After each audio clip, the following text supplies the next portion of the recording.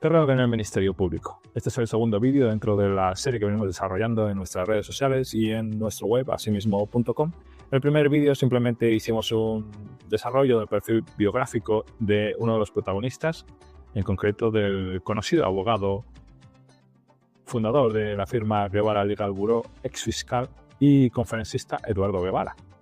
En este vídeo ya les contamos la historia en sí misma, que se desarrolla dentro del periodo en el que Javier Caraballo era el Procurador General de la Nación.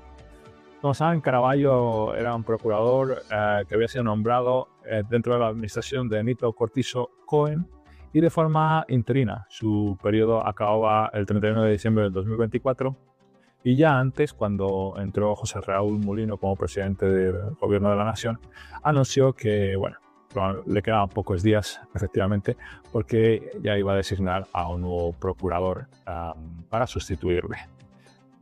José Raúl Mulino no tenía muy buena impresión de cómo se estaban desarrollando las actividades dentro del Ministerio Público, coincidiendo con el percibir de realmente toda la población, y tenía que decir esto al respecto. Lo único que le he pedido, Luis, haz tu trabajo. Por aquí ni llames ni nada más. Haz tu trabajo y que no te tiemble la mano en hacer lo que tienes que hacer, votar a los que tengas que votar, limpiar el Ministerio Público. Yo no quiero que a ningún panameño le pase lo que a mí me pasó y a otros. Bueno, pues queda claro cuál era el sentir del presidente de la República. Yo creo que todos resonamos con su opinión. Debo decir que, desde mi punto de vista, hay una perspectiva, un rayo de esperanza con respecto a la limpieza que anunciaba el presidente en su vídeo, porque en esta historia que les vamos a describir a continuación, vamos a mencionar a dos fiscales superiores que ya han dejado de serlo. Por lo tanto, sí que parece que limpieza se ha producido dentro de esa institución. Aunque por otra parte no parece que haya habido procesamientos de tipo penal o de ninguna otra naturaleza en el Ministerio Público. Es decir, que es un sentimiento agridulce.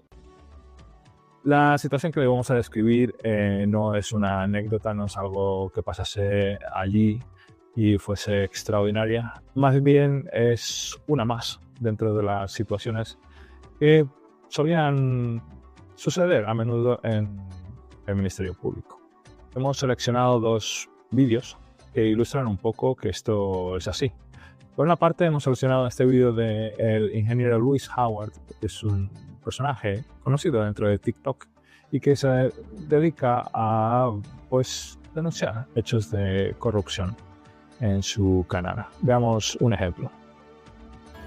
Hoy estoy aquí con él porque él fue al Ministerio Público y el señor fiscal le dice que si él no prueba lo que está diciendo, le van a dar 4 años y medio a un hombre de 68 años. Yo me pongo a pensar que cómo puede haber un fiscal que haga esto. Y ya se los había dicho, una señora de 85 años va a Chorrera y pone un caso ante la fiscalía. ¿Y usted sabe lo que hace la fiscalía? Le abre un caso penal a la señora para que se olvide del caso, ¿verdad? Donde trataron terrorismo, droga, de todo. Increíble, ¿no? Dos personas de avanzada edad en diferentes momentos denunciando de buena fe ante el Ministerio Público hechos presuntamente delictivos y saliendo de allí escaldados con una amenaza de que le van a crear un proceso y a otro directamente con un proceso de terrorismo abierto a una persona de más de 80 años. Bueno, como digo, no es algo insólito, desafortunadamente, dentro de lo que sucedía en ese periodo. Vamos a ver otro vídeo. En este caso es un reputado abogado penalista que contaba sus vivencias en relación a un caso que fue ciertamente algo famoso.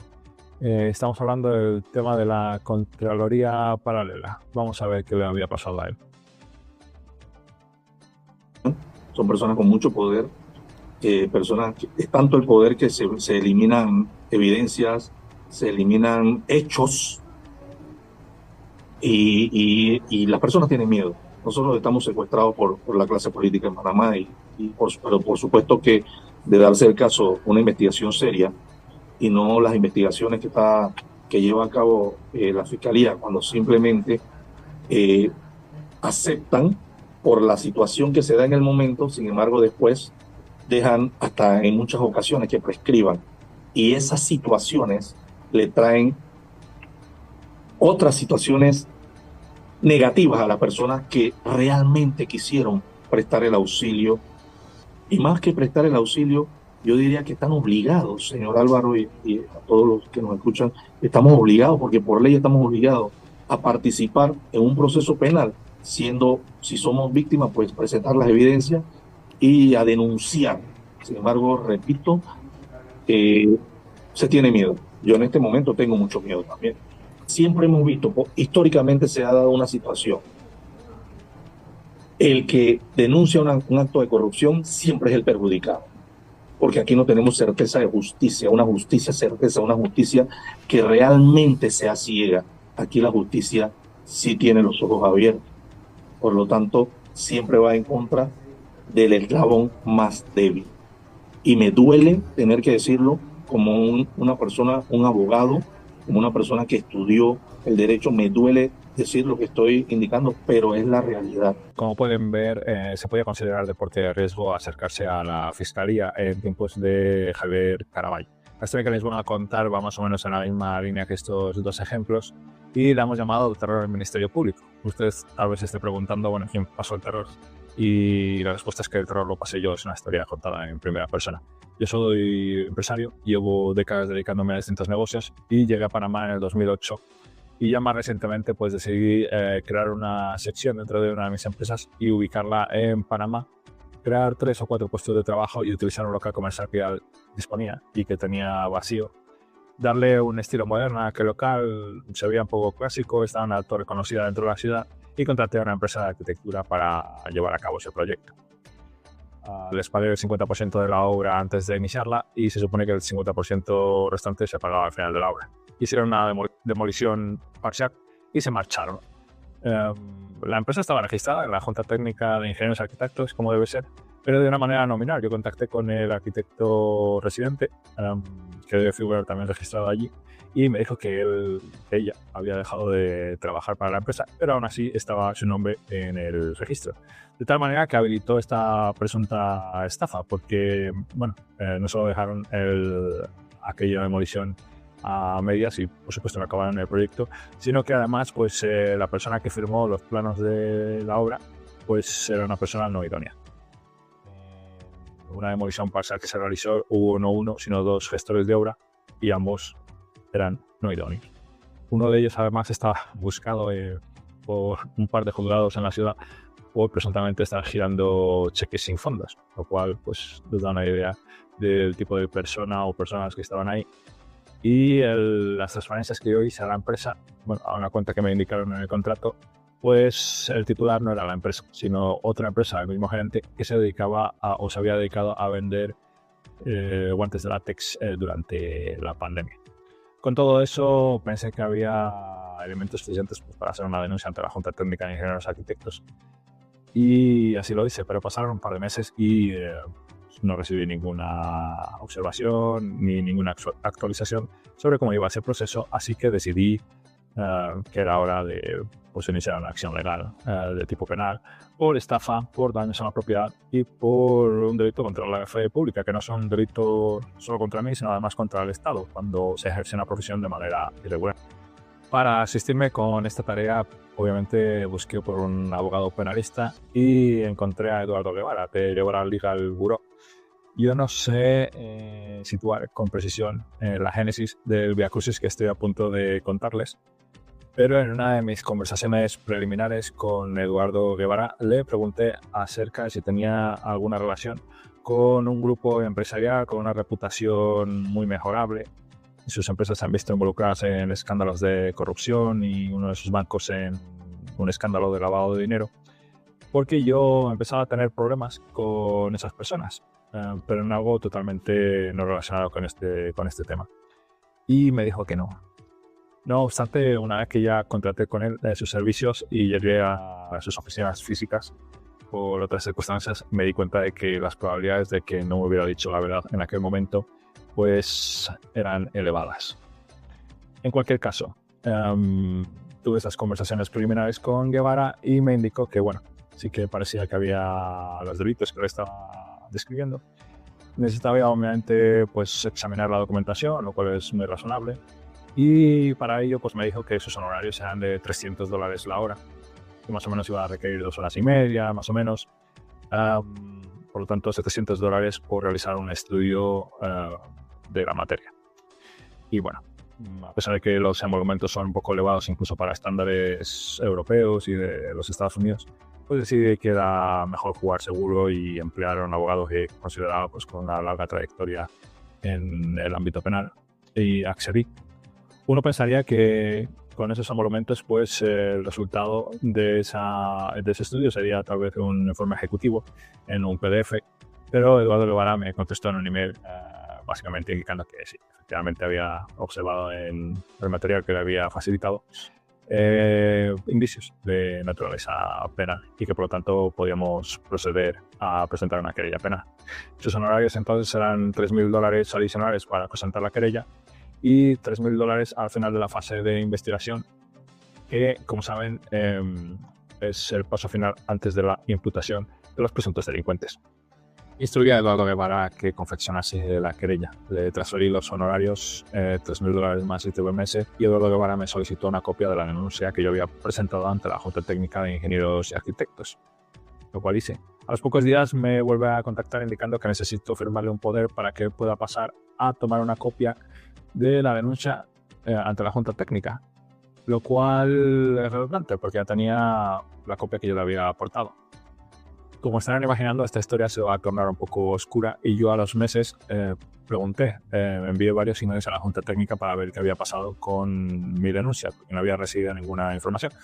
Y no recibí tampoco ninguna respuesta a esos correos electrónicos, ni nunca más supe hasta el día de hoy qué pasó con mi denuncia. No puedo decir, sin embargo, que tengo la certeza de que hay una conexión entre la visita de Eduardo Guevara o su firma a la Junta y que esto sucediera de esta manera, pero llama la atención. En cualquier caso, Eduardo Guevara confeccionó la querella y en ella justificaba uno de los 3 delitos querellados, el de la estafa. Y parcialmente, porque presentaba unos correos electrónicos de estas personas identificándose como ingenieros y arquitectos sin tener idoneidad, pero no presentaba los recibos que yo le había dado a Eduardo Guevara de las transferencias bancarias justificando cuánto se había presuntamente estafado. Con respecto al delito de daños, pues yo le aporté a Eduardo Guevara un informe de un arquitecto idóneo que había pasado por el local y había hecho un informe sobre cómo había quedado aquello tras el paso de estas personas, pero no lo incluyó. Y sobre el delito contra la fe pública, pues no había ninguna información, como por ejemplo los planos que yo le había aportado a Guevara, firmados por una persona no idónea, o determinados emails de estas personas que actuaron como gestores de obra mientras demolieron parcialmente mi local. Tampoco decidió aportarlos. La idea era crear una querella minimalista, pero lo suficiente como para que fuera aceptada y que induciera la negociación a los querellados, me resarcieran por los daños, me devolvieran la plata que yo les había transferido y desistiera del proceso. De lo contrario, si no hubiera una negociación exitosa, se entiende obviamente que el siguiente paso era ya aportar toda la documentación que se estaba escatimando en estos momentos. Pero le tuve que pedir a Guevara que por favor por lo menos incluyese el email autoinculpatorio de un arquitecto residente que figuraba en el registro de la Junta Técnica de Ingenieros y Arquitectos como que era el responsable de la empresa. Esta persona se había ido antes incluso de que ellos me hicieran la primera cotización y por lo tanto debería haberse dado de baja del registro porque yo verifiqué que esta empresa estaba legalmente registrada y por ello procedí a contratar con ellos. Pero si esta persona se hubiera dado de baja como su obligación, pues yo no hubiera contratado con ellos. Es decir, que esta persona habilitó la estafa. Si uno leía la querella de Eduardo Guevara, no se enteraba de por qué esa persona estaba siendo querellada. Y entonces le pedí que incluyese ese email donde esa persona se autoinculpaba.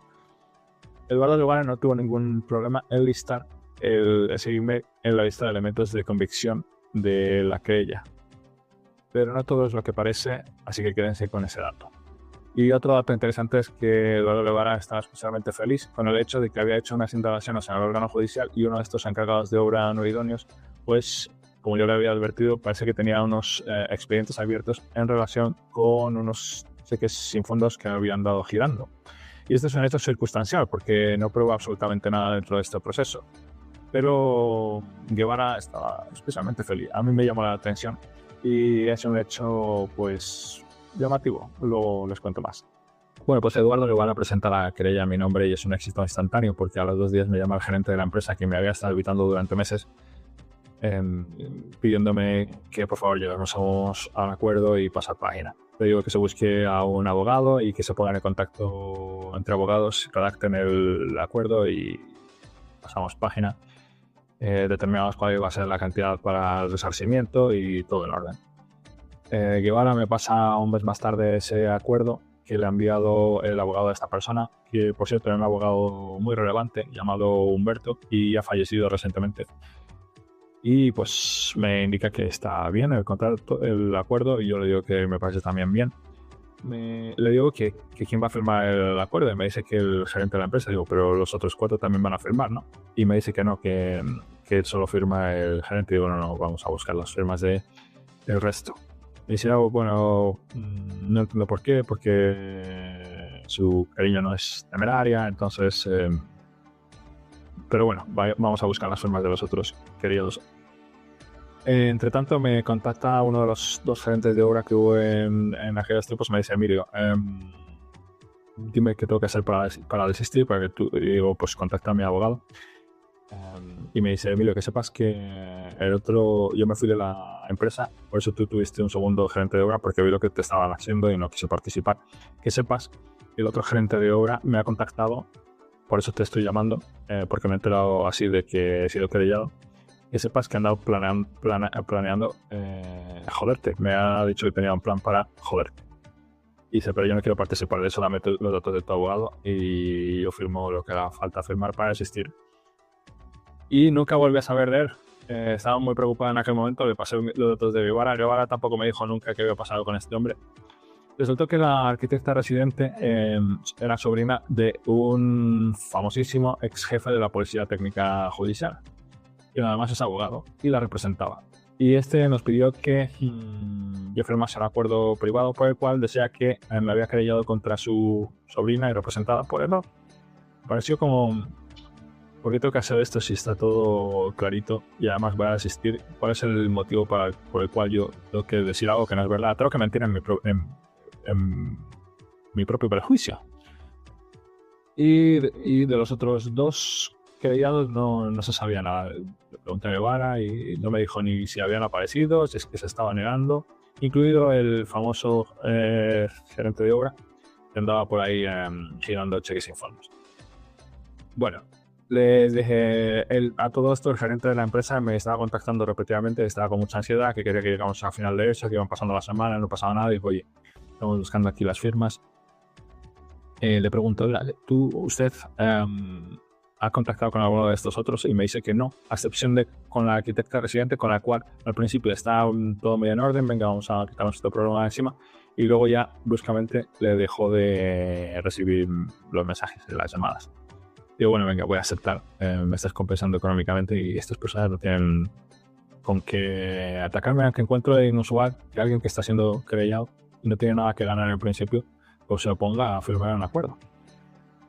Llega el momento se va acercando el momento en el que íbamos a firmar y resulta que Guevara me informa que la arquitecto residente ya no va a firmar, entonces vamos a ser solo los que firmamos, el gerente y yo. Llega la noche antes de la firma y me manda un correo electrónico de Guevara indicando, mira, esta es la última revisión del acuerdo que ya vio usted y se verifica que está todo correcto y mañana firmamos. Y yo estaba en la cafetería en la avenida Balboa con un amigo y le digo, pues lo leí por mi celular y le digo, pues parece que es lo mismo que anteriormente, así que todo en orden. No obstante, cuando llego al hotel comparo la versión original con la versión que me acaban de enviar Guevara. Y ahí hay un cambio de ultimísima hora. Había una cláusula incluida en la que los querellados manifestaban que no habían sufrido ningún daño a raíz del proceso que yo había iniciado contra ellos. Y subrepticiamente esas cláusulas cambiadas de tal manera que el creyente yo admite que queda todo en orden, que no tiene intención de realizar ninguna otra acción contra los querellados, con lo cual se elimina de esa parte que los querellados se dan por satisfechos, que no han sufrido ningún daño en el proceso. Esto horas antes de firmar, en la noche.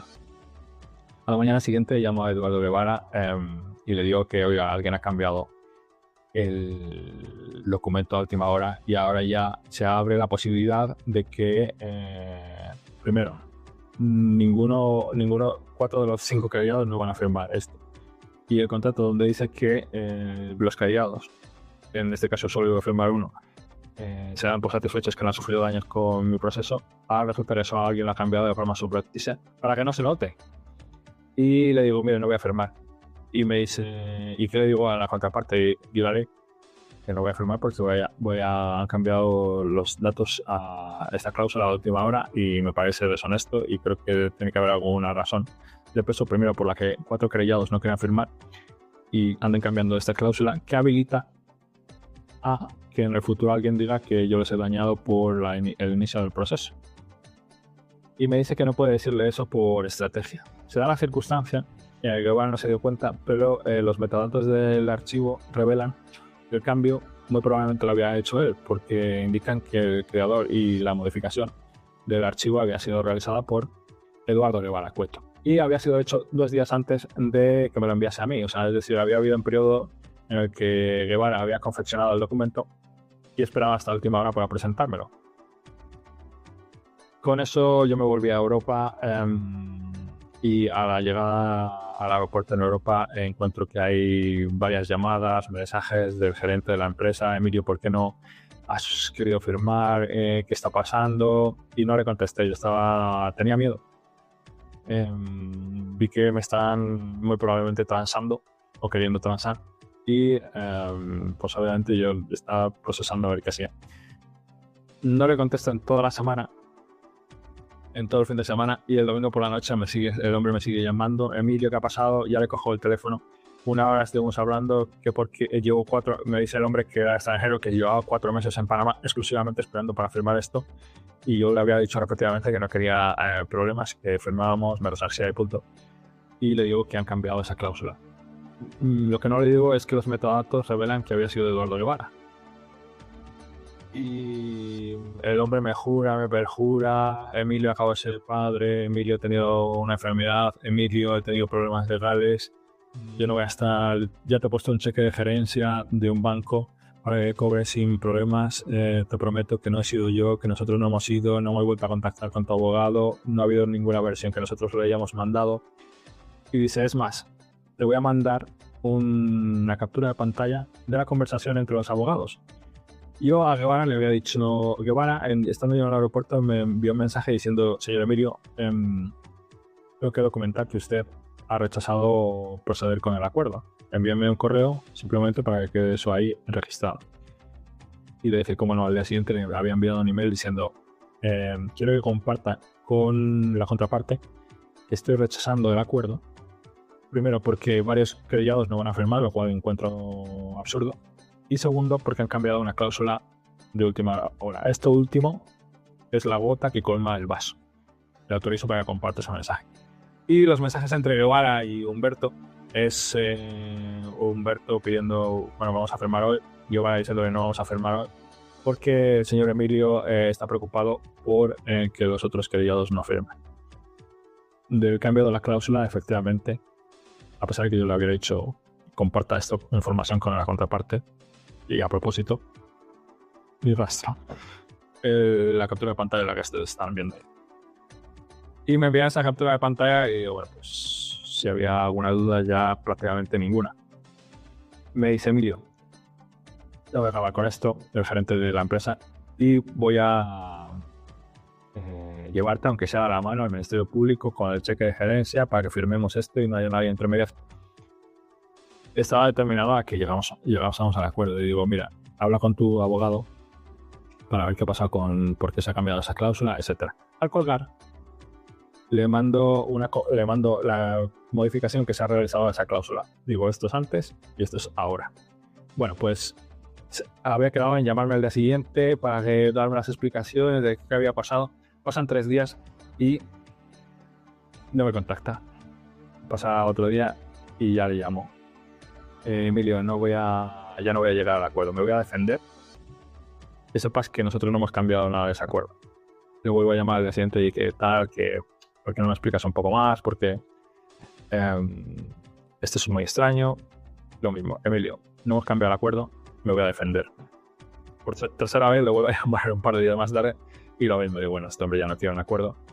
Es evidente que ha cambiado de opinión entre cuando colgamos y cuando yo le envié la foto con el cambio que había sucedido. Y entre tanto, Guevara, pues uno pensaría, bueno, no has llegado a un acuerdo, ahora lo que vamos a hacer es ir con todo. Pues durante 3 semanas no da señales de vida en absoluto. Le envía el mensaje ese indicando, sí, registre que he sido yo que no ha llegado a acuerdo por esto. Y ese fue el último mensaje entre ambos en 3 semanas hasta que yo procedí a contactar con él. Estoy aquí contándoles la historia tranquilamente, pero en aquel momento ya me encontraba aterrorizado. Es mi primera experiencia en un proceso penal en mi vida y tengo un abogado con 15 años de experiencia trabajando como fiscal en el Ministerio Público, que debe haber visto todo tipo de atrocidades, y 10 años más de experiencia como abogado penalista en el sector privado, de lo que podemos inferir que buena parte de sus clientes probablemente sean criminales. Y mi preocupación ahora ya no es el proceso en sí mismo, sino si este señor se entera de que yo he visto cosas y de que sé cosas. Y en ese sentido, cuando el terror me lo permite, llego a la conclusión que es mejor permanecer callado, hacer preguntas, y cuando veo la oportunidad de oponerme a acciones que vayan destinadas a sabotear el caso, pues tratar de evitarlas. Y en ese contexto, pues después de 4 meses de presentada la querella y 3 semanas desde que se había fracasado el intento de acuerdo, le contacto a Guevara para que me informe del proceso. Se muestra un poco molesto porque dice que normalmente él es el que informa a los clientes, no los clientes vienen a preguntarle. Pero le digo que ya han pasado 4 meses, que está pasando. En el proceso me dice que los querellados todos ya tienen su representante legal, su abogado. Y ahí queda la cosa por otro mes más. No vuelvo a saber de Guevara ni del caso, ni yo le contacto por un mes adicional. Bueno, pues han pasado 5 meses desde que el Ministerio Público aceptara mi querella. Y empiezan a pasar cosas interesantes de forma más rápida. Un buen día, de nada, me contacta el gerente de la empresa que supuestamente me había estafado, querellado también, y me dice que ha cambiado de criterio y que ahora quiere llegar a un acuerdo. Recordemos que este señor había declinado llegar a un acuerdo una vez que se enteró de que en el acuerdo anterior que íbamos a firmar, a ultimísima hora alguien había cambiado una cláusula que me perjudicaba seriamente. Y él me había dicho que me había prometido que es que ni él ni su abogado lo habían cambiado, lo cual no dejaba mucho margen. Los metadatos del archivo indicaban además que el creador y el editor de ese archivo, donde había habido ese cambio, pues era Eduardo Guevara, aunque yo no había compartido esta información acerca de los metadatos ni con Guevara ni con este señor. Y me dice que necesita cambiar de abogado porque el abogado anterior, el que había propuesto el acuerdo inicialmente, pues no quiere participar y que quiere renunciar de su poder. Guevara me contacta casi al mismo tiempo indicando lo mismo, que este señor llamado Humberto, pues que va a dejar de ser el abogado de esta persona y que me informa al mismo tiempo que Guevara quiere realizar una inspección en la empresa que supuestamente me había estafado. Y esto es curioso porque yo le había dicho a Guevara que había pasado por ese sitio varias veces y ya no estaba ni siquiera el cartel con el nombre de la empresa, parecía que estaba vacío, e incluso el querellado me había dicho que se iba al país, que había vuelto al país simplemente para tratar con mi querella. Por lo tanto, era un poco extraño que Guevara quisiera inspeccionar algo que en teoría ya no existía. Me indicó también que era necesaria hacer una incautación de datos en mi cuenta de correo electrónico. Y esto suena un poco extraño porque una incautación es apropiarse de algo normalmente a la fuerza, que es bastante diferente que extraer una copia de unos correos electrónicos y de una cuenta de email, un peritaje informático. Pero como me lo dijo desde un punto de vista de información a futuro, lo dejé estar. A los pocos días me contacta un señor de la nada a través de WhatsApp y me dice su nombre y su apellido, que es Vázquez, y que se identifica como el nuevo abogado de este querellado. Dice que me ha intentado contactar a través de llamadas telefónicas varias veces, pero que le ha salido siempre en el buzón de voz. Y que no me ha contactado hasta ahora porque no se encontraba registrado en el expediente y ahora sí. Y obviamente yo le corté inmediatamente y le dije que se contactase con mi abogado, con Guevara. Y le pasé los datos de contacto de Guevara. A Guevara le dije, me acaban de contactar este señor y le pidió que le contactase. A Guevara no le sorprendía absolutamente nada ese hecho. Que le puentease un abogado y contactase con su cliente sin saberlo, en teoría. Y bueno, esto no es un atentado solo contra el sentido común, es una falta ante el código ético del Colegio Nacional de Abogados. Como digo, a Guevara no le sorprendió, ni dijo me voy a quejar o bloqueele, voy a comunicárselo a la Fiscalía que esto ha pasado o al Colegio Nacional de Abogados, para nada. Evidentemente, y especialmente en el contexto en el que estamos hablando, a mí sí que me resultó extraño, investigamos un poco sobre este individuo. Y es curioso porque el abogado anterior de esta persona, el querellado, pues era un abogado de primer nivel, reconocido, que había participado en procesos multimillonarios, una extensa trayectoria. Y en cambio, este nuevo abogado, pues parece que vivía en el interior y era el regente de una tienda de abarrotes. Lo cual llama la atención, ¿no? Cambiar un abogado de prestigio por un abogado que nadie conoce. Y claro, eso pues ameritaba investigar un poco más. Y lo que sucedió es que este señor de apellido Vázquez era o es el hermano de el conocidísimo exfiscal, figura controvertida, Aurelio Vázquez. Para el que no lo sepa, Aurelio Vázquez dimitió el último día antes de que José Raúl Mulino llegara al cargo de presidente de la República, por lo que sea. Y es bien conocido por sus controversias. Le he pedido a ChatGPT aquí que me haga un pequeño resumen de escándalos relacionados con Aurelio Vázquez. Dice aquí que en el caso Blue Apple fue acusado de borrar evidencia importante. Durante una audiencia preliminar en el caso Blue Apple, un defensor denunció que Vázquez omitió incluir la declaración de su cliente que señalaba a un político vinculado al tema. Se habla aquí del caso de los albergues, donde también participó como fiscal, y dicen que hubo denuncias de manipulación e intimidación al personal técnico por parte de nuestro protagonista, en este caso Aurelio Vázquez. Le acusan también de abuso de autoridad. En el 2016, la exministra de Trabajo, Alma Cortés, presentó una queja formal contra Vázquez, acusándolo de prácticamente secuestrarla durante una diligencia al negarle el derecho a movilizarse, comer o recibir asistencia médica. También la acusó de rehusarse a admitir pruebas de su defensa y de mantener abierto su expediente sin cumplir con resoluciones del procurador. Y en el caso Odebrecht también fue acusado de interferir en una diligencia desde Brasil para obstaculizarla. Y el caso más relevante, que tiene bastante relevancia en esta situación, es el caso Pinchazos, donde está involucrado Ricardo Martinelli. Pero de ese caso les hablo un poquito más tarde. Bueno, es cierto que la familia no se elige. Incluso pudiera ser que Aurelio Vázquez y su hermano, el nuevo abogado de este señor, pues ni siquiera se llevaran bien. Pero no, una investigación un poquito más profunda reveló que andaban celebrando fiestas familiares con cierta recurrencia en aquellos momentos, e incluso un bautizo. Y esta foto que pasó por aquí pues es de aquellos momentos. O sea que Aurelio y su hermano afortunadamente se llevaban bien. Tras ese inapropiado contacto por parte del hermano del fiscal superior Aurelio Vázquez y abogado de la contraparte, me contacta el propio Eduardo Guevara. Pero no por ese asunto, sino que quiere informarme de que ha hecho unas peticiones ante la Fiscalía en mi nombre. Previamente no me ha presentado ningún borrador para ver de qué se trataba eso y para que lo examinase, y tampoco ahora me envía una copia de lo que ha presentado en mi nombre. Preocupante. Poco más tarde me envía otra comunicación indicando que quiere realizar otra petición, y esta consiste en la incautación de datos de mi correo electrónico. A mí el término incautación me chirría muchísimo porque tanto el diccionario como el Código Penal lo definen como apropiarse a la fuerza de algo, tomar la propiedad de algo.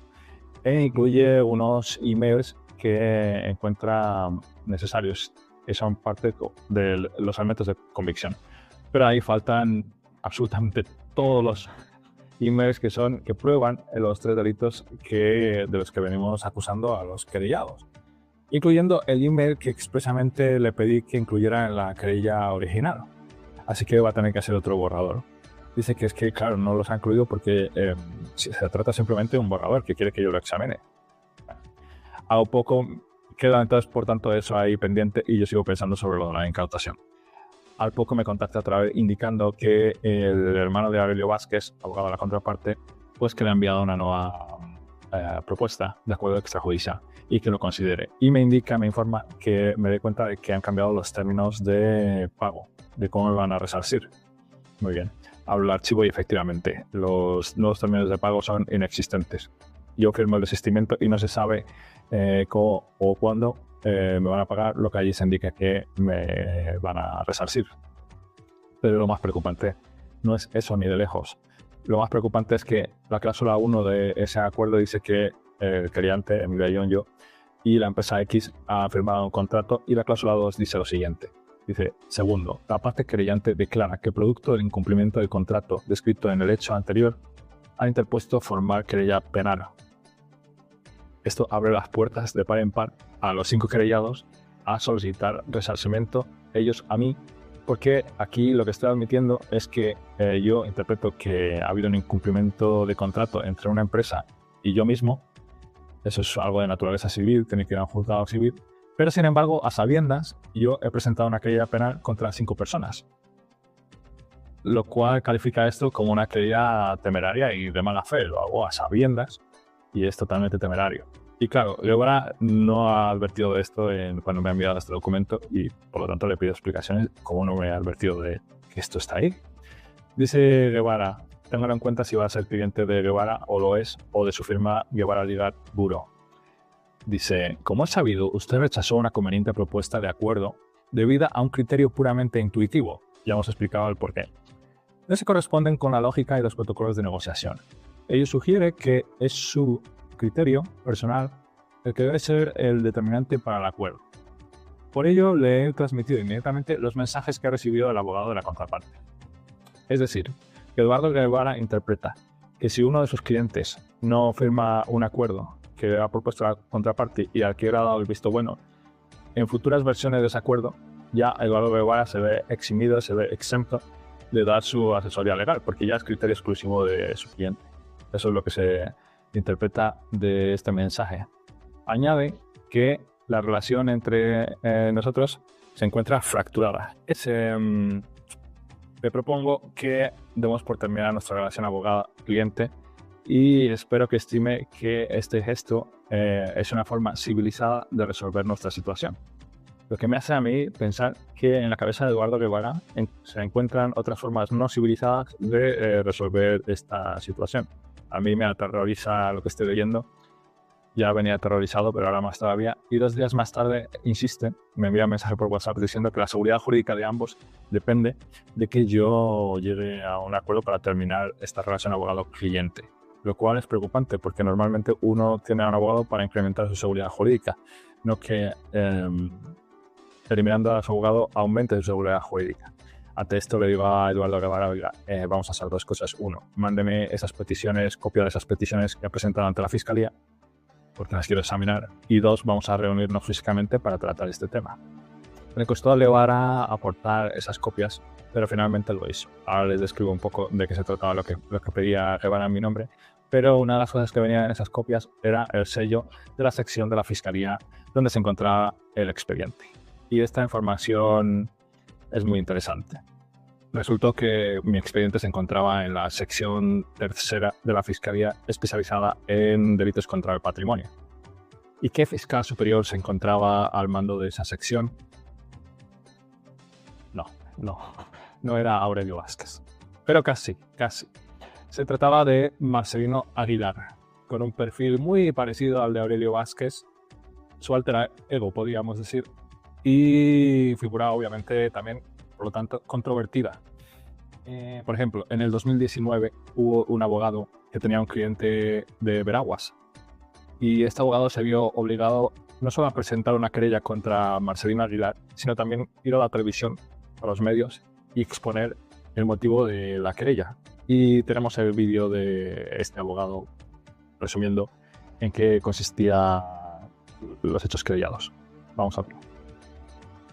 La querella es contra el fiscal Marcelino Aguilar y guarda relación con casos en la provincia de Veraguas.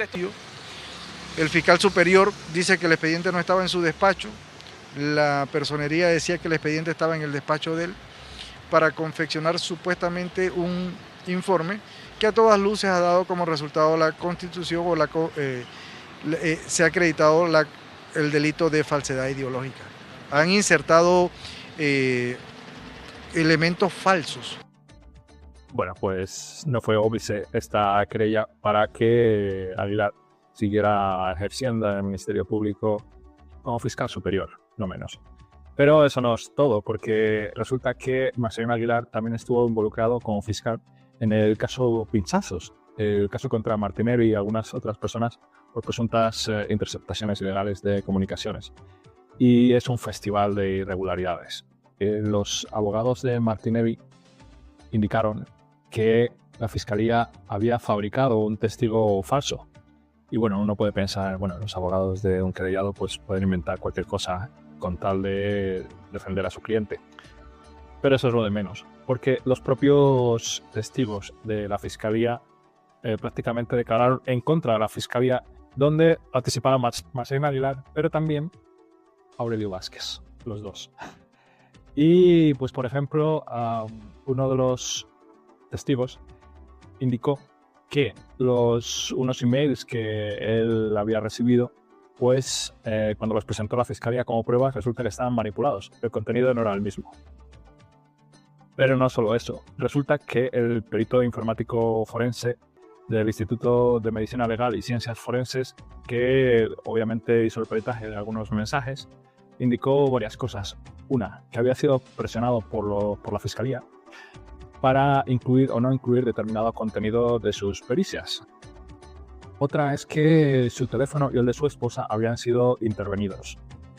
Y que la fiscalía había presionado al Instituto de Medicina Legal y Ciencias Forenses para que le votasen. Y esto no tuvo lugar porque la persona responsable de esa institución pues se negó. Recordemos, Marcelino Aguilar y Aurelio Vázquez habían trabajado juntos en ese caso, pero no queda ahí la cosa, porque también resulta que Javier Caraballo, que era el Procurador General de la Nación y por lo tanto jefe de ambos, pues consideró que obviamente en la administración de Nito Cortizo Cohen, quien había designado a Caraballo, pues se estaban haciendo las cosas, se estaba luchando contra el delito, contra el crimen, contra la corrupción, como todos sabemos, pues de una forma sin tregua, y tenía que exhibir los logros. Para ello pensó en una imagen de comunicación y en llevar a fiscales superiores a distintos medios de comunicación, pues para precisamente hablar de lo bien que lo andaba haciendo el Ministerio Público. ¿Y a quién eligió Caraballo para andar haciendo propaganda del Ministerio Público por los medios de comunicación? A Marcelino Aguilar y Aurelio Vázquez. Había alrededor de 50 fiscales superiores en todo Panamá en aquellos momentos y eligió a estos dos. La probabilidad de que los eligiera aleatoriamente es 1 entre 2.500. Y bueno, pues por ejemplo estas imágenes que vemos aquí son de Aurelio Vázquez y Marcelino Aguilar en el programa Debate Abierto de los fines de semana en Telemetro. Estuvieron en algunos otros sitios y el Ministerio Público se ocupó bien de que esto fuera conocido. Por ejemplo, en sus redes sociales, pues ahí está el post indicando que estos dos andaban pues informando de lo bien que lo hacía el Ministerio Público. Habíamos pausado la historia con Eduardo Guevara haciendo una serie de peticiones ante la Fiscalía en mi nombre, de las cuales no me había mostrado su contenido. Mi proceso estaba en la Fiscalía de Marcelino Aguilar, quien andaba haciendo tours por las televisoras nacionales con Aurelio Vázquez. Aurelio Vázquez, fiscal controvertido, que a su vez es el hermano del nuevo abogado de uno de los querellados, que a su vez presentó una propuesta de acuerdo extrajudicial a Eduardo Guevara para que me la presentase a mí, que contenía una cláusula en la que implícitamente yo declaraba que la querella había sido presentada de forma temeraria, lo cual me hizo pedirle a Eduardo Guevara que me presentase las solicitudes que había hecho en mi nombre para verificar que estaba todo en orden. pero más bien estas peticiones lo que harían sería reforzar la noción de que la querella había sido presentada de forma temeraria y el proceso seguía siendo temerario. Una de las dos peticiones que hacía Guevara a la fiscalía era que ésta acudiese a los distintos juzgados de la ciudad, porque uno de los querellados había estado presuntamente girando cheques sin fondos por ahí. Y él quería saber textualmente si, tengo aquí la petición, determinar si el señor X ha sido sujeto de investigación y o juzgamiento ante esos juzgados. Y esto guarda absolutamente nada de relación con mi proceso. No sé quiénes son las personas que serían sus víctimas y los hechos son inconexos con mi proceso. No hay ninguna relación.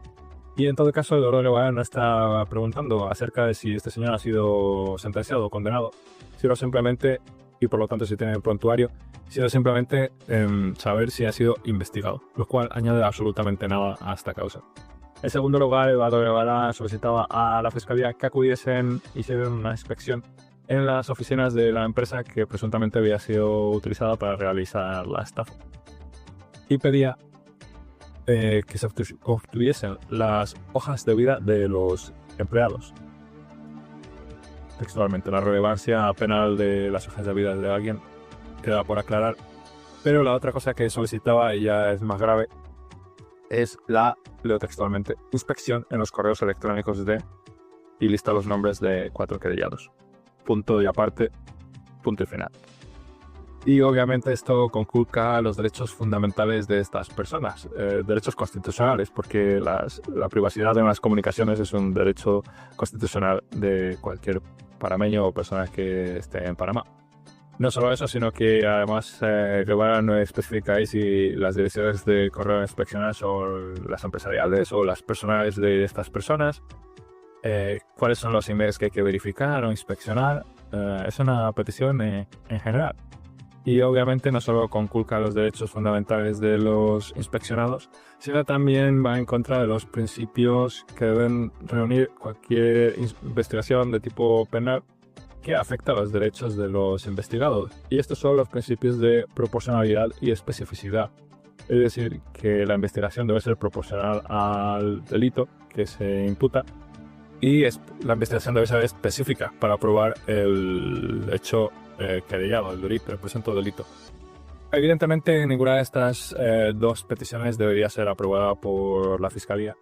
Y en el caso de que lo fueran, pues obviamente deberían pasar por un juez de garantía para ser aprobadas y pues, lo normal sería que el juez de garantía también declinase proceder con estas peticiones. Lo que sí que harían sería incidir, reforzar la idea de que la querella y su proceso ha sido presentada y está siendo manejada de manera temeraria. Pero yo no tengo formación jurídica, así que lo mejor era recurrir a un profesional para confirmar esto. Y pensé en que un abogado penalista pues estaría demasiado como cercano a esa comunidad que parece bastante cerrada.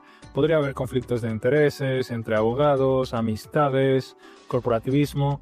Mejor recurrir a un abogado que sea más generalista, que toque la materia penal, pero no esté metido todo el día en el Ministerio Público. Y encontré una persona con esas características, una abogada en la zona de Vía Argentina, y me reuní con ella. Mi prueba de fuego fue llevar estas peticiones y que las analizase. Le expliqué más o menos el caso y la reunión iba de manera normal, tranquila, hasta que saqué las copias de estas peticiones que tenían los datos, los nombres y apellidos y las referencias de la carpetilla eliminados, tachados con un rotulador de tal manera que no se podían ver, pues para no crearle ningún tipo de sesgo a esta persona. Y una vez que ella vio estas peticiones, pues se sobresaltó, se la notaba inquieta. Me preguntó múltiples veces si yo había eliminado algún otro dato más allá de los nombres y las referencias. Y le tuve que decir varias veces que no, simplemente había eliminado los datos personales para no introducir ningún sesgo. Cerró la reunión de manera expedita, me dijo que esas peticiones no se hacían así, me lo repitió múltiples veces, y que para poder emitir una opinión con criterio debía verificar el expediente para ver qué estaba pasando allí, y que deben mandarme una cotización. Yo encantado de ver esa reacción, porque era más o menos la misma que yo había tenido, así que estábamos más o menos en la misma línea. Pero ¿para qué recurrir a opiniones de segunda mano cuando podemos ir a la fuente, a Eduardo Guevara? Porque Eduardo Guevara me había solicitado que terminásemos nuestra relación abogado-cliente y al mismo tiempo yo quería que me informase sobre estas peticiones que había hecho, así que le pedí reunirnos físicamente. Y para esta reunión yo acudí con este mismito saco que yo voy aquí haciendo este vídeo, me lo he puesto expresamente. Dirán ustedes que qué relevancia tiene eso. Y bueno, es que este es el único saco que yo tengo con un bolso aquí.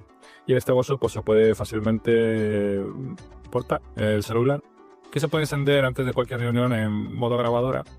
Y pues si uno está parado enfrente de otra persona, pues se escucha perfectamente ahí metido en el bolsillo, porque la distancia es cercana. En el caso de que te reúnas, como en este caso con Guevara, en una sala, pues uno deposita el celular en la mesa y se escucha casi igual de bien.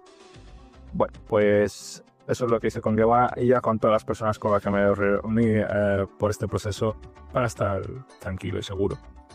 Bueno, se escuchan los audios que les voy a poner un poco distantes y esto es porque es una cosa particular. Cuando me reuní 3-4 veces con Eduardo Guevara en sus oficinas, nunca lo hicimos en sus oficinas, nunca pasé más allá del lobby de la oficina de Eduardo Guevara porque siempre me llevo a la sala de juntas de un banco que se encuentra adyacente a su oficina, de una reputación lamentable. Un banco involucrado en temas de corrupción, escándalos de lavado de dinero, de propiedad de una familia empresarial también con una fama muy mejorable. Y ahí nos reunimos. Las salas de juntas y la oficina de Eduardo Guevara están casi pared con pared. Lo único que les separa es una maravillosa escalera de caracol doble, hecha de mármol, que lleva a un club privado de judíos. Y las vistas desde allí son extraordinarias.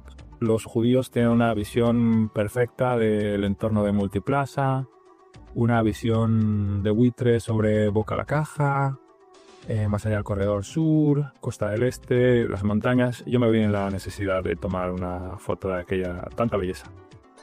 Bueno, nos reunimos Eduardo Guevara y yo. Ya les digo que la sala de junta es muy grande y esta foto, por ejemplo, de Putin y Macron más o menos ilustra las dimensiones de la mesa de la sala de juntas donde nos reunimos Eduardo Guevara y yo. Y lo primero que hice fue preguntarle acerca de estas peticiones que había hecho relativas a inspeccionar emails de los querellados. Existe un documento por el cual ustedes piden una inspección al Ministerio Público en el que le están pidiendo básicamente inspección general de los emails de 4 personas sin especificar qué emails ustedes requieren. Usted me puede decir, como abogado con 30 años en la materia, si eso entra dentro de lo razonable, porque yo tengo mi duda de que eso sea razonable. El ejercicio de litigación penal es una tarea técnica. Esos correos no contienen información personal o no están destinados a contener información personal, porque son correos institucionales.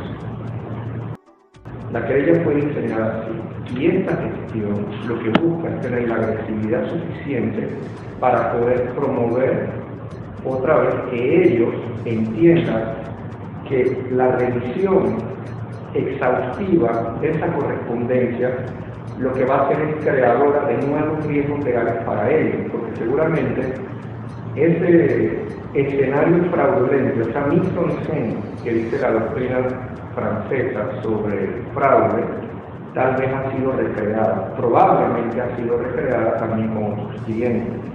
Y esa petición general puede despertar en ellos el temor de que pueda advertirse esos correos. Pero esa, señora Young, es una decisión técnica. Bueno, pues la confesión de parte relevo de pruebas. Ahí deja claro Eduardo Guevara que su intención no es realizar inspecciones de emails de los querellados para documentar un presunto delito, sino para infundir el temor en los querellados por la agresividad de la petición. Por otra parte está el tema de la doctrina Guevara en cuanto a solicitar datos de todo tipo, hacer una solicitud general de los emails de los investigados porque su opinión son correos empresariales y pues todo parece indicar que la doctrina de Guevara es que los derechos constitucionales de las personas llegan hasta que se entra en la faceta de correos empresariales. Ahí ya no hay garantías procesales y se puede pedir cualquier cosa porque son correos empresariales. A pesar de que incluso en su petición no indica que sean los correos empresariales, dice correos de email, sino especifica que son de Hotmail, Yahoo o de la empresa que se supone me había estafado. Bueno, Eduardo Guevara no tiene muy buena impresión de mí. Oigamos este fragmento. Para nosotros este es un escenario inédito. Nunca he tenido un cliente como ustedes. Y por confidencialidad, por respeto, no puedo mencionar la calidad de clientes que nosotros hemos tenido. Bueno, yo sí que sé la calidad de clientes que tiene Eduardo Guevara. Sus principales clientes son banqueros,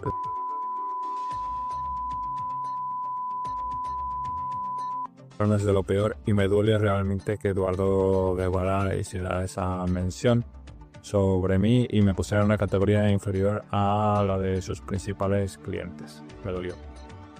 En vista de lo cual, yo le dije a Eduardo Guevara que el código ético del Colegio Nacional de Abogados indica que si uno tiene un cliente pues que le falta el respeto, le insulta, no sé, cosas que yo no he hecho por otra parte, o le propone algo ilegal o inmoral, cosa que tampoco he hecho, pues que en ese sentido sí que el abogado pues tiene, obviamente puede revocar su poder, renunciar al mismo y dejar de representar a su cliente. Y yo le manifesté eso a Eduardo Guevara, vamos a escuchar y a ver qué dice. Y yo le diría, en primer lugar, si usted siente que no debe ser mi cliente, usted debería haber ya tomado la decisión de dejar de ser mi abogado. No puede estar sugiriendo no serlo y seguir siéndolo al mismo tiempo. Es decir, parece un poco insólito, ¿no?, que un abogado esté diciendo la relación esté fracturada y yo sigo siendo su cliente, cuando usted tiene la posibilidad. Yo conozco esas soluciones, señora John, pero yo no quiero hacer nada que signifique una ruptura o que sea traumático para sus intereses en el caso. Una ruptura traumática para los intereses en mi proceso. Es decir, que Eduardo Guevara lo que está buscando es que yo llegue a un acuerdo, a un finiquito. Me había dicho que deberíamos de firmar a un finiquito para poner fin a nuestra relación abogado-cliente de forma consensuada entre ambos.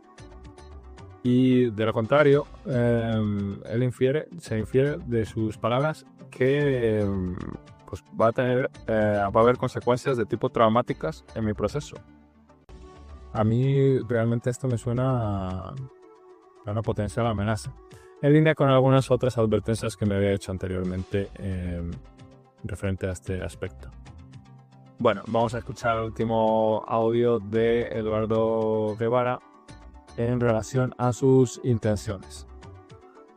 Si usted decide no aceptar ese acuerdo, nosotros podemos acompañarlo en la transición, presentar las solicitudes más urgentes y brindarle un plazo razonable que a usted le permita encontrar un abogado.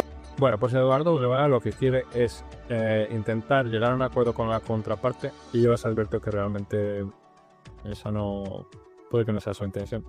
Pero en el caso de que eso no suceda, que es exactamente lo que va a suceder, entonces él va a presentar unas peticiones de última hora urgentes después de 7 meses a la Fiscalía y retirarse del proceso.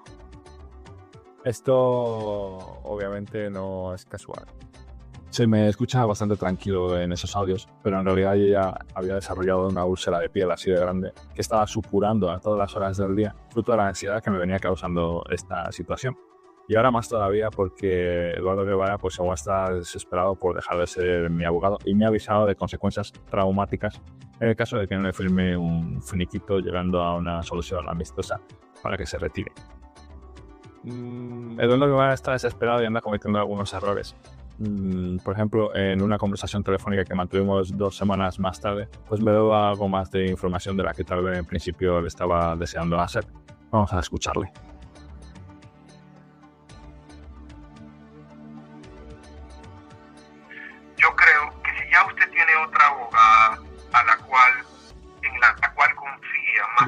Disculpe, pero es que yo en ningún momento le he dicho que tengo una abogada en la cual confío.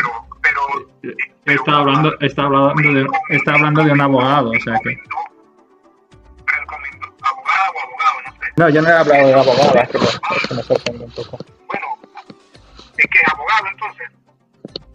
Da igual, licenciado. ¿Quién es abogado o abogada? ¿Qué es? Bueno, eso da igual, licenciado. Yo lo que...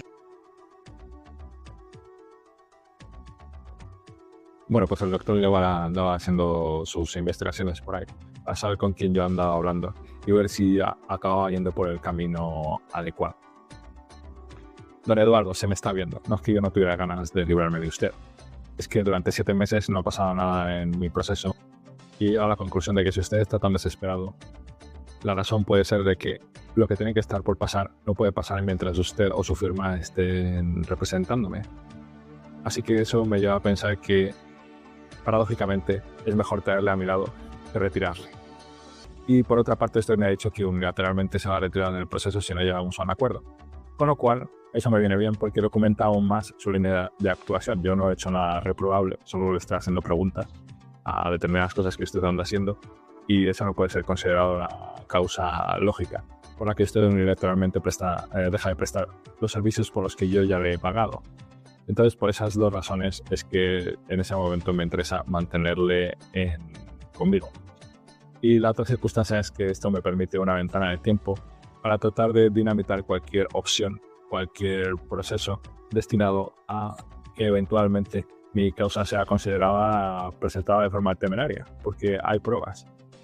Y qué mejor que dinamitar esas opciones presentando pruebas.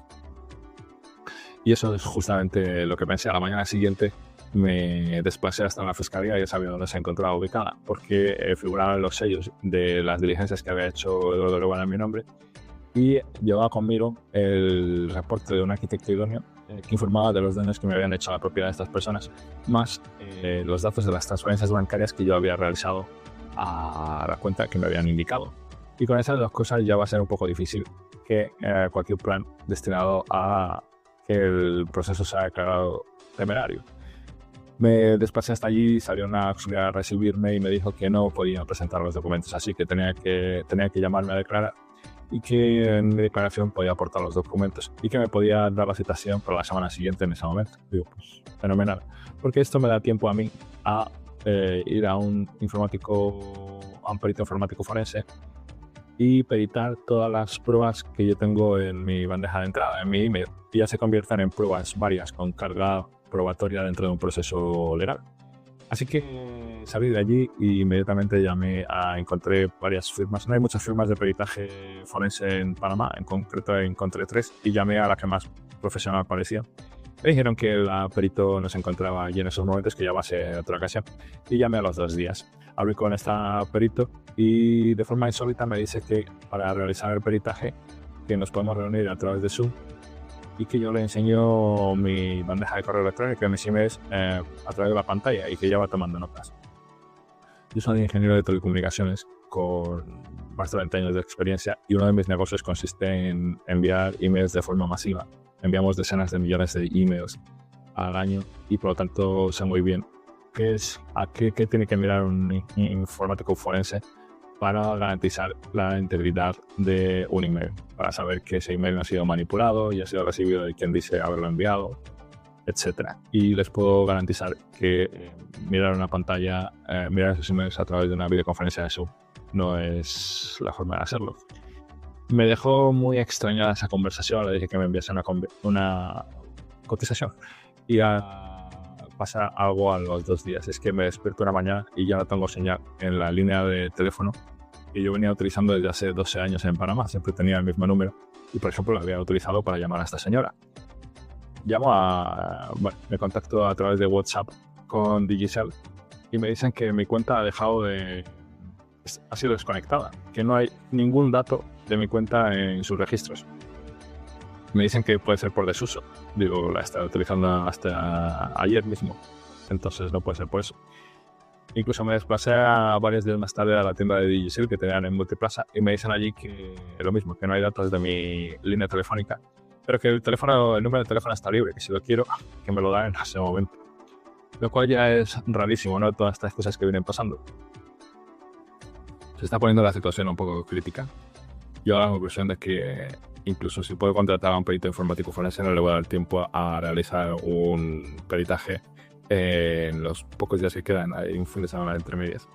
Así que he decidido que yo voy a estar viajando la semana siguiente a Europa. Mejor hago el peritaje allí ante un notario con una empresa de reputación internacional. Apostillo ese documento, a mi vuelta a Panamá lo incorporo adicionalmente en la fiscalía, si me deja. Pero mientras tanto puedo acudir a una notaría, abrir mis archivos, mis emails enfrente de la notaría y que hagan un acta de apertura de emails. He abierto estos emails, incluir los emails en el acta, hacer un pequeño sumario de por qué es relevante cada email y entregar ese documento en la fiscalía ya al día siguiente, porque estoy realizando esta diligencia el día antes de declarar. Tengo aquí una copia del documento, el original era para la fiscalía. Bueno, llega la noche antes de declarar. Yo no le he dicho a Guevara ni a nadie que voy a ir a declarar el día siguiente, y Guevara a mí me ha contactado previamente diciendo ya nos hemos enterado y vistos a acudir a la fiscalía y mañana está llamado a declarar. Pero me contacta el subordinado de Guevara como a las 10 de la noche, la noche anterior, a decirme que va a presentar una petición. Tal vez sea la petición urgente de la que hablaba Guevara en su reunión, en mi nombre, y que quieren que la examine. Abro el archivo y se trata de la petición de incautación de datos de mi correo electrónico. Y pues lo primero que hago es comparar ese documento con el borrador que me habían enviado anteriormente, y hay algunas circunstancias. Las buenas noticias es que ya están listados los correos que proceden ahí, como por ejemplo los planos firmados por un arquitecto no idóneo, los emails enviados por estas personas que ejercieron como maestros de obra sin tener idoneidad, advirtiendo de que están destrozando mi local, y otras cosas por el estilo que son muy relevantes. Muy bien. Pero hay algunas otras cosas, como por ejemplo en el último párrafo en el borrador existía una información en la nota diciendo esta diligencia debe ser realizada por el Instituto de Medicina Legal y Ciencias Forenses, lo cual es correcto. En esta nueva versión ya ese párrafo desaparece. Por alguna razón alguien considera que ese párrafo debía ser eliminado de ahí. Extraño, porque está bien puesto. Y hay otra cosa más llamativa también, es que le vuelven a fallar los metadatos a Eduardo Guevara, porque uno le da a ver quién es el creador del archivo y aparece ahí que el creador del archivo es Armando Fuentes. ¿Quién es Armando Fuentes? Armando Fuentes era en esos momentos el administrador de la ASEP, que es la institución del Estado que se dedica a supervisar y a regular a los operadores de servicios públicos, incluyendo por ejemplo los proveedores de internet o los proveedores de telefonía móvil. El editor es el subordinado de Guevara. Bueno, le contestó inmediatamente al email preguntando, primero diciéndole, le presenté este documento por mí porque quiero revisarlo más concienzudamente, así que voy a necesitar tiempo. Y en segundo lugar, porque aparece el nombre de Armando Fuentes como creador de ese archivo. Me responde Guevara con una explicación algo peregrina. Dice Guevara que tanto Armando Fuentes como él son profesores de Derecho Procesal, y que en este contexto pues Armando Fuentes le había enviado un documento que no tenía que ver absolutamente nada con mi proceso a Eduardo Guevara. Eduardo Guevara lo lee y lo encuentra interesante y se lo comparte con su subordinado. Su subordinado pues llega a la conclusión de que no le parece interesante y borra todo su contenido y utiliza ese archivo para escribir la petición de incautación de emails a mi correo electrónico y me lo envía. Yo no conozco a nadie que abra un archivo por email, borre todos los contenidos, escriba algo nuevo y lo envíe. De esa manera justificaría que los metadatos aparezcan como el creador Armando Fuentes y el editor, el subordinado de Eduardo Guevara. Da una explicación más plausible desde un punto de vista técnico, y es que un documento muy parecido al que yo he recibido por parte del subordinado de Eduardo Guevara pues haya sido enviado a Armando Fuentes. Armando Fuentes lo haya abierto en su navegador, se accede a su correo electrónico o no sé, Hotmail, Gmail, lo que sea. Lo haya descargado y lo haya abierto. Y esto resetearía los metadatos. Los metadatos anteriores se pierden y aparecería ya los nuevos metadatos Armando Fuentes como el creador del archivo. Si ese archivo es enviado de vuelta a la firma de Giovanna y la firma de Giovanna maneja el paquete Office y no se sabe ese ecosistema, entonces al editar ese archivo los metadatos se mantienen. De tal manera que si alguien ha enviado ese documento con los metadatos como Armando Fuentes como creador, pues la siguiente persona que lo edita ya no aparece como creador, aparece ahora como editor. Y si luego ese documento es enviado por email a la tercera persona, en este caso yo, pues ahí se mantendría los datos de creador Armando Fuentes y editor el subordinado de Guevara. Esta explicación tiene mucha más entidad que la aportada por Guevara. ¿Qué puede estar pasando aquí? A esta conclusión no llegué instantáneamente aquella noche, pero se lo cuento ahora porque procede. Un peritaje informático forense y una incautación de datos no son la misma cosa. Un peritaje informático forense consiste en que uno acude a la oficina del perito informático o a una notaría con el perito informático y el perito informático desde su computadora abre la cuenta de correo electrónico de la persona interesada, en este caso yo, se le da para ello la contraseña y el perito informático se descarga los emails que son relevantes, cierra la sesión, devuelve la cuenta y hace su informe pericial. Obtiene también una huella digital de cada uno de los emails que se llama hash y eso abre la cadena de custodia porque es una huella digital, dijéramos. Ese archivo puede ser transmitido, copiado y siempre tendrá la misma huella digital. Eso es un peritaje informático forense. Una incautación es diferente. Significa que la propiedad de la cuenta de correo electrónico pasa a la fuerza a ser custodiada por el Ministerio Público. Normalmente para hacer esto obviamente se le está vulnerando el derecho a la privacidad del usuario. Por lo tanto, si por ejemplo la contraparte pidiese una incautación de mi cuenta de correo electrónico, un juez de garantías se la denegaría. El fiscal la debería denegar, pero debe pasar por la revisión de un juez de garantías y este la va a tumbar. Otra cosa es que la incautación de datos la pida la parte interesada. Está renunciando a sus derechos. Por lo tanto, el juez de garantías puede decir, bueno, si lo pide la parte que renuncia a los derechos, puede pasar ese filtro.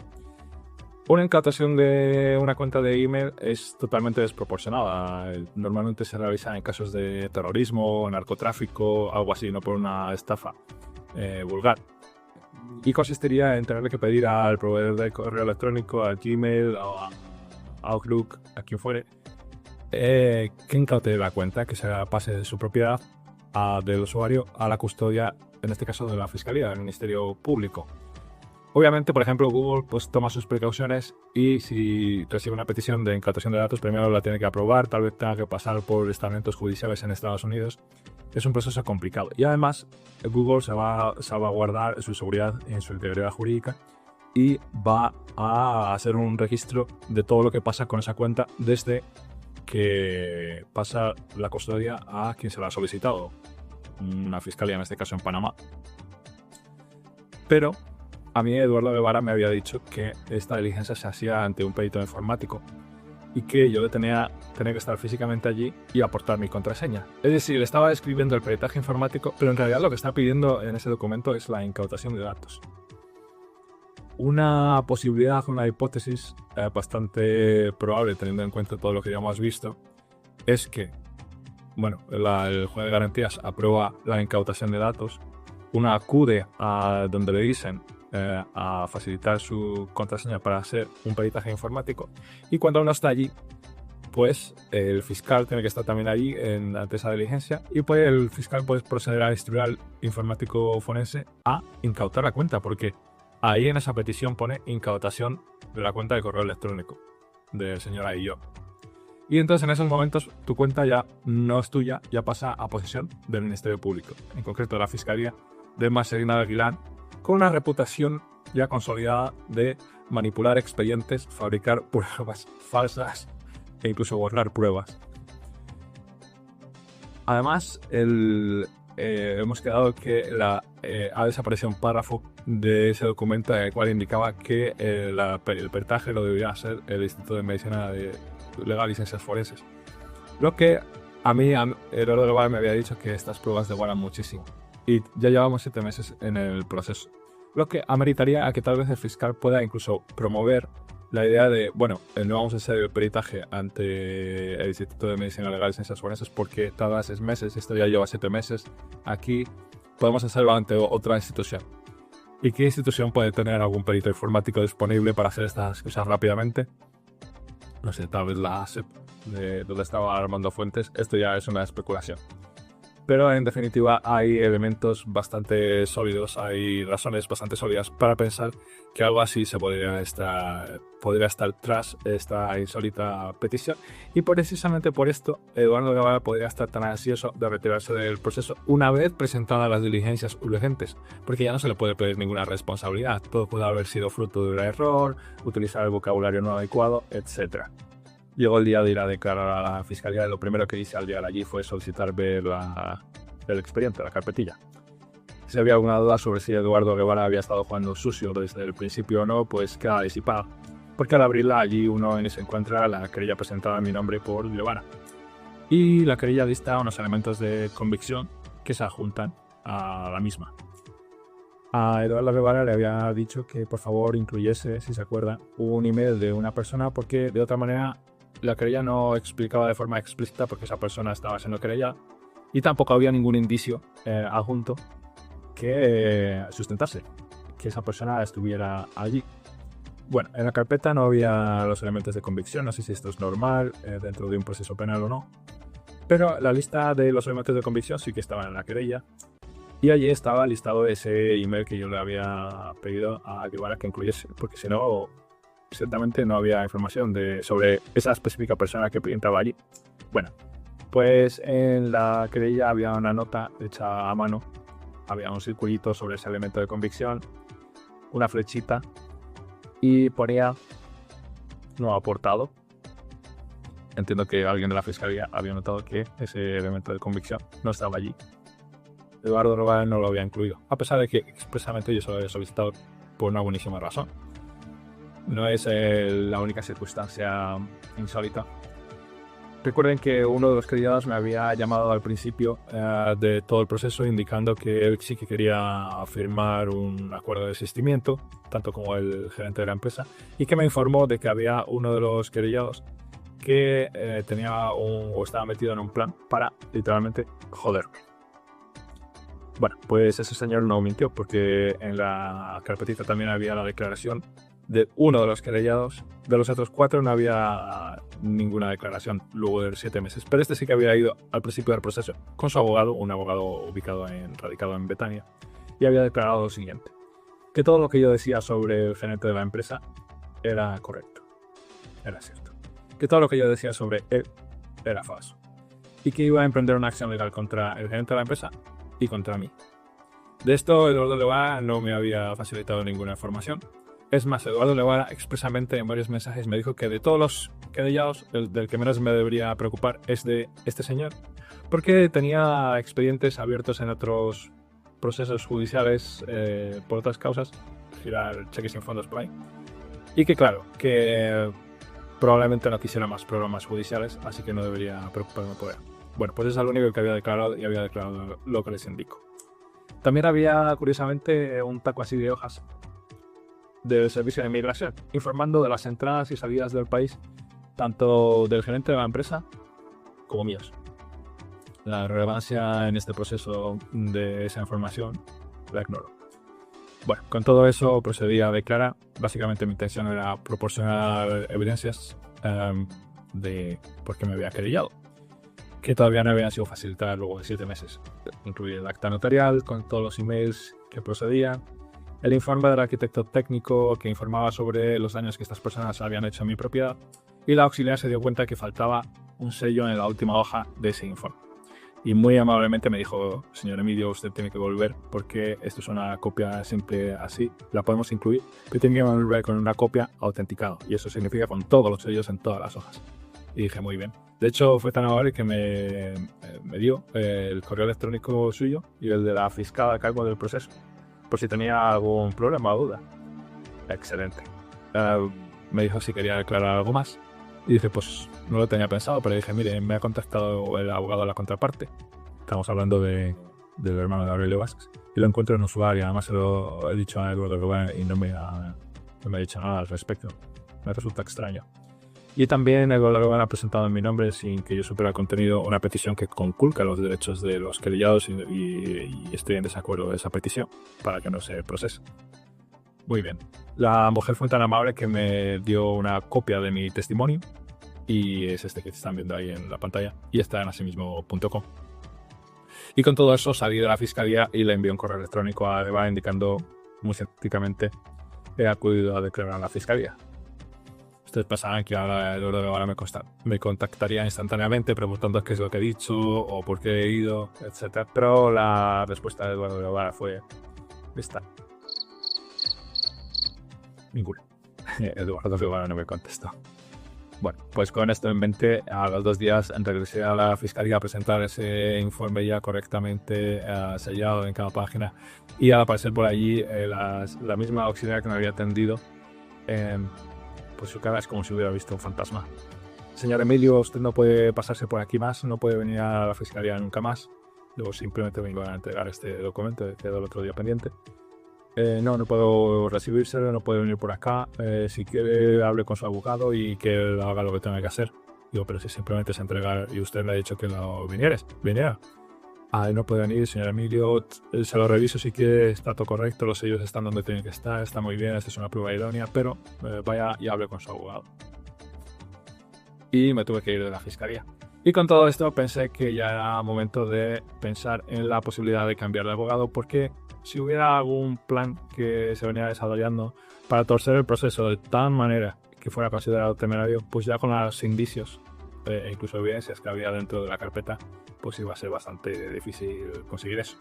Así que volví a contactar al abogado de Vía Argentina y le pedí que fuera a ver la carpeta.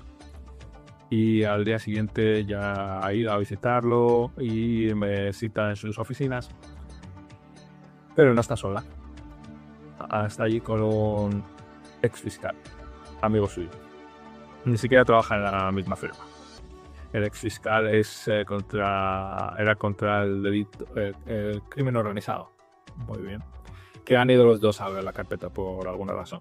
Y el ex fiscal me informa que sobre la petición de incautación, a mí me sorprendió porque yo le había solicitado a Guevara que no la hiciera, pero por alguna razón este hombre consideró que debía informarme que lo de la incautación es una cuestión semántica, que no me debería de preocupar. Y de que, que en el Código Procesal Penal pues se indica cómo se deben hacer determinadas diligencias, pero que luego ya la Fiscalía de vez en cuando las hace de manera diferente. Un poco extraño, porque lo que está ahí definiendo este hombre es algo que se llama prevaricación, que es un delito, es hacer las cosas contrarias de forma contraria a lo que estipula la ley, para eso está. Y también me informa de que no debo preocuparme con respecto a esa petición que ha hecho Guevara en mi nombre sobre una revisión indiscriminada de emails de los querellados, porque la fiscal ya sabe lo que tiene que hacer. Entonces, que es normal que los abogados hagan una petición así sin darle mucha importancia a lo que está diciendo, porque ya se entiende lo que se está pidiendo. Así que tampoco me debo preocupar. Y la abogada esta que estaba sufriendo convulsiones al ver las peticiones en mi primera reunión con ella, que había hecho Guevara en mi nombre, pues dice que es que a Guevara lo que pasa es que se ha quedado en el sistema inquisitivo mixto, el sistema anterior que había, ahora es el sistema penal acusatorio, y que a este hombre le falta estrategia. Pero que por lo demás que no me preocupe, que todas las peticiones esas que van a ir para adelante. Y claro, estaba ahí ya preocupado. Le pregunta a la señora de ambos si contrata todos sus servicios, cómo va a ser su estrategia. Y me dicen que no me pueden decir. Eso me lo dicen una vez que les contrate, pague y les dé un poder a su nombre para ejercer en el proceso. Y claro, yo salí de ahí ya pensando que no puedo ganar aquí, ¿no? Porque el cambio es bastante radical en lo que me están diciendo, pues no tiene mucho sentido. Así que con esas circunstancias volví a Europa y ya hice un peritaje informático forense como Dios manda ante notario, que tengo aquí, es este, y del que hay una copia en asimismo.com. Uno se pone en la notaría frente o al lado de un perito informático forense, le entrega su contraseña, accede con su computadora a los correos electrónicos determinados, los descarga toma la huella digital, lo que se llama el hash, se lo da al notario lo apunta en este documento que os acabo de enseñar y se habilita la cadena de custodia porque ya hay una huella digital. Ya se sabe que si cualquier fichero que se adjunte, si contiene esa huella digital, es que estamos hablando del mismo archivo. Contacté con el correo electrónico que tenía a la fiscal encargada del caso porque Eduardo Guevara me contacta 3 semanas más tarde diciendo que se da unilateralmente de baja en el proceso, que renuncia a mi poder y bueno, además incluye que se da por hecho que se queda con todo el dinero que le había otorgado para llevarme hasta el final de la fase de investigación. No solo eso, sino que además me pide $700 más. Y además incluye menciones a uno de los querellados, el gerente de la empresa, mezclando mi nombre y su apellido, refiriéndose a él con mi nombre y su apellido. Yo creo que estaba tratando de decirme implícitamente que ya no sabía quién era de los dos su cliente. Y contacté a la fiscal encargada del proceso informándole que este señor está renunciando a ser mi representante legal. Así que le dejo aquí mi email por si necesita contactarme y le informo de que me encuentro con problemas para dormir y con problemas para alimentarme por el estrés que todo esto me está originando. Y explícitamente le pido compasión conmigo. Creo que estoy haciendo bastante explícito. Me responde muy rápidamente. Ustedes pensarán, pues seguramente sea una persona empática y dirá qué le está pasando porque se encuentra así. De hecho, el Código Procesal Penal indica que la Fiscalía tiene que ofrecer ayuda médica y psicológica si la víctima pues lo requiere o fuese necesario. Pero el mensaje fue un lacónico: buen día, estoy enterada. No más.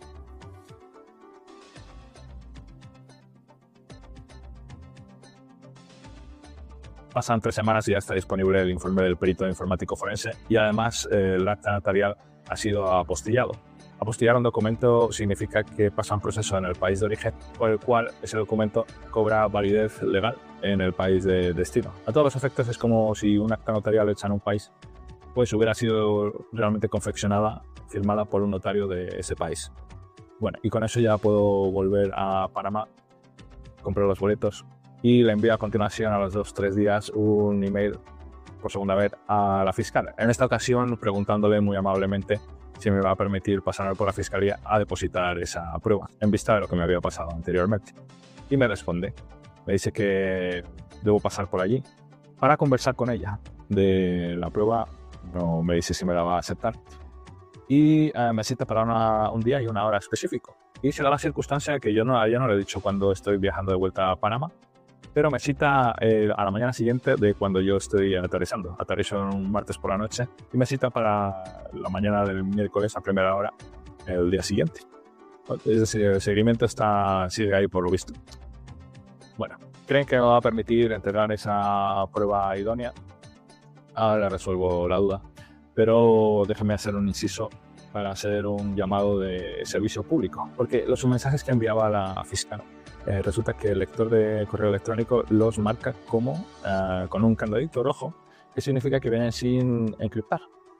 Y esto, para que se hagan una idea, es haciendo una analogía con el correo convencional, es como si alguien enviase cartas sin sobre, es decir, que la dirección viene escrita ya en el documento confidencial que alguien envía a otra persona. Y todos los carteros por los que pasa esa carta, esas cartas, pues tienen acceso a leer el documento, pueden incluso modificarlo, pueden sustraer algo, pueden eliminarlo, porque los documentos vienen sin encriptar, o sea, es decir, pasan toda esa cadena por la cual cualquier persona que toque ese documento puede leerlo, puede alterarlo o puede eliminarlo. No solo eso, sino que además los correos electrónicos de la fiscal vienen desde una IP que no es parte de la infraestructura del Ministerio Público, sino que es de Cable & Wireless. Y esto significa que Cable & Wireless, dijéramos, continuando con la analogía, es el único cartero que recoge todas las cartas sin encriptar, sin sobres, de las fiscalías del Ministerio Público y los envía a los destinatarios. Entonces, mi mensaje para si hay alguien viendo el Ministerio Público con el poder suficiente es que cambien eso, porque pueden tener la absoluta seguridad que toda persona, grupo de interés, agencia de seguridad del Estado, de un Estado extranjero, que tenga interés suficiente para saber el contenido de emails que entran y salen al Ministerio Público, los está leyendo sin mayor sin mayor problema, porque, insisto, no son encriptados y pasan por la infraestructura única como embudo de Cable & Wireless. Bueno, dicho eso, llego ya a Panamá y me presento a la fiscalía. La conversación con la fiscal dura como 4 minutos. Llego al vestíbulo, no me recibe allí, no me hace pasar a sus oficinas. Me dice que necesito un representante legal, un abogado. Digo, sí, estoy venido a Panamá precisamente, entre otras cosas, por eso. Me dice que el expediente que sigue igual que estaba es algo que ella ha depositado, el email que me ha enviado a mí, invitándome a conversar, que lo ha puesto en el expediente. Y a continuación me dice que ya sabe lo que va a hacer con el expediente, que esa misma tarde se va a reunir con su jefe, quien asumimos debe ser Marcelino Aguilar, y que ya sabe lo que va a hacer con el expediente. Se gira y se va. Y allí me quedo yo con mi prueba idónea, mi acta notarial, el informe del informático forense.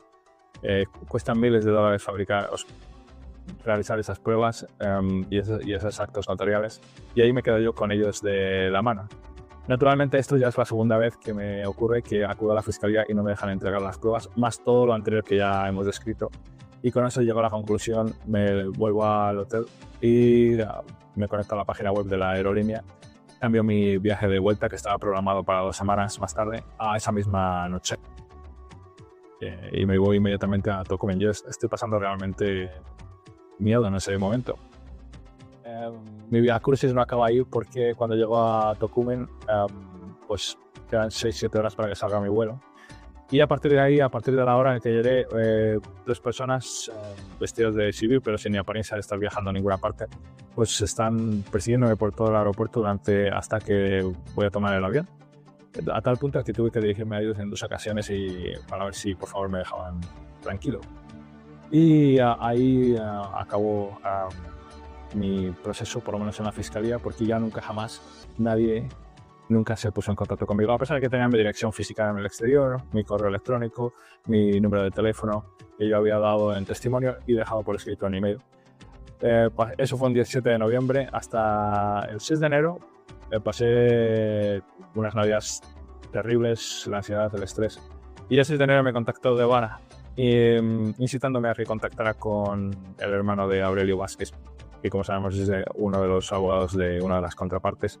Por supuesto, ignoré ese mensaje y pasé 2-3 meses de baja laboral, no podía trabajar. La situación había sido bastante dramática. Y lo primero que hice después de eso fue desinvertir completamente en Panamá. Yo tenía mis bienes y mi dinero en Panamá y por supuesto lo primero que hice fue sacarlo del país. La moraleja de esta historia es que cuando hay inseguridad jurídica y corrupción en un país, pues hay un elemento que es positivo para el propio país. Digamos que si un inversor extranjero o un empresario pues es transado, pues eso es un flujo positivo dentro de todo, porque hay un dinero que procede del exterior y acaba en las manos de determinadas personas, tal vez no las más éticas, pero es un dinero que entra al país. Por el contrario, el empresario, el inversor, va a ver todo eso y va a pensar, bueno, si tengo bienes allí, pues mejor lo retiro por la inseguridad, no quiero ser transado otra vez. Entonces esos montos van a ser mucho más grandes que los montos de los que ha sido transado. No solo eso, si tenía una empresa o estaba pensando en crear una empresa y crear puestos de empleo, pues esa empresa va a ser cerrada o jamás va a llegar a ser abierta. Y esos montos son todavía más grandes. Ese empresario puede comentárselo a otros empresarios, su experiencia que ha tenido. Y obviamente esas otras personas, pues si estaban pensando en invertir tal vez en el país o incluso visitarlo, pues se lo van a pensar 2, 3 más veces. En consecuencia, hay un concepto en economía que se llama coste de oportunidad. Para conseguir ese pequeño capital que ha sido transado, pues ha habido que renunciar a capital mucho mayor, desproporcionado, lo que convierte en este modelo de negocio en viable, y lo podemos ver en la situación del país en la actualidad. No obstante, hay determinadas personas que se benefician mucho de este ecosistema, y no son los que están transando por unos miles, unas decenas de miles o unos centenares de miles de dólares. Son aquellos que operan en mercados regulados, casi monopolísticos, oligárquicos, y que este ecosistema les beneficia. Piensen que puede haber inversores extranjeros que en otras condiciones estarían dispuestos a invertir, pero a raíz de esta inseguridad jurídica y corrupción no lo hacen. Piensa, por ejemplo, en el sector bancario, donde, por ejemplo, hace años había bancos de primerísimo nivel internacional, como el BBVA, el BNP Paribas, el HSBC, el Scotiabank, que se acaba de marchar, y que ya no lo están, y que citan, entre otras razones, la inseguridad jurídica para no continuar. El mercado bancario sigue siendo el mismo, sigue habiendo 4 millones de panameños que necesitan una cuenta bancaria. No obstante, ya hay muchos menos bancos compitiendo por ese mercado, lo que permite subir precios, subir comisiones y permite también obtener capital humano de forma más barata, porque hay menos bancos compitiendo por esos empleados. Y lo mismo pasa, por ejemplo, en el sector de las telecomunicaciones, donde hace pocos años había 4 operadores de telefonía celular y ahora hay solo 2. Y eso lleva a que, por ejemplo, pues se da el caso de que el panameño común pague 7 veces más por la data de su celular que una persona que vive en Estados Unidos o en Europa, cobrando a lo mejor 3 veces menos que ellos. Lo mismo pasa en el sector farmacéutico, donde, por ejemplo, podemos ver al presidente de la nación pues, salir a Colombia o a Europa a comprar sus propias medicinas, y en otros sectores, como por ejemplo el de la aviación. Muchas de estas empresas no serían capaces de competir con inversores, empresarios extranjeros, si no fuera porque tienen un componente adicional que los que vienen de fuera o incluso otros inversores locales no tienen. Y ese es el ecosistema basado en la inseguridad jurídica y corrupción, donde ellos se llevan moviendo durante décadas. Por lo tanto, Panamá no es que esté secuestrado por una élite política, como decía un abogado al principio de este vídeo, sino está dominado, está esclavizado por una finísima capa de empresariado. Que todos sabemos quién son personas que no comparten los valores panameños, no comparten su historia, su cultura, su educación, su religión, ni siquiera en muchos casos su idioma, de puertas para adentro, y que consideran que el panameño está ahí para ser esclavizado. Lo dice la educación que reciben y lo dicen incluso sus libros sagrados. Mientras Panamá no se libre de estas personas, del poder de estas personas, Panamá seguirá teniendo inseguridad jurídica y corrupción. Porque la inseguridad jurídica no es, y la corrupción no es el mal, lo es, pero es más bien el síntoma de quien se lo crea, que son esos parásitos que necesitan de estos componentes para seguir en esa posición de privilegio que de momento gozan. Pero esto ya ha pasado en otros países anteriormente y la situación siempre acaba resolviéndose. Es solo saber cuándo va a ocurrir. Pues hasta aquí el vídeo de hoy. Le doy muchas gracias a aquellos que me ayudaron en esta historia porque fue dura por bastantes meses, y también les animo a que se suscriban a nuestras redes sociales en X, YouTube y TikTok, asimismo en Instagram, asimismito, y que visiten nuestra página web asimismo.com, donde explicamos esta historia también en más detalle, incluimos información adicional y todos los documentos relevantes de la misma. Síganos porque estamos hablando dentro de poco, seguimos hablando de Eduardo Eslovara, algo más, y también vamos a estar hablando de los negociados de una controvertida familia de judíos.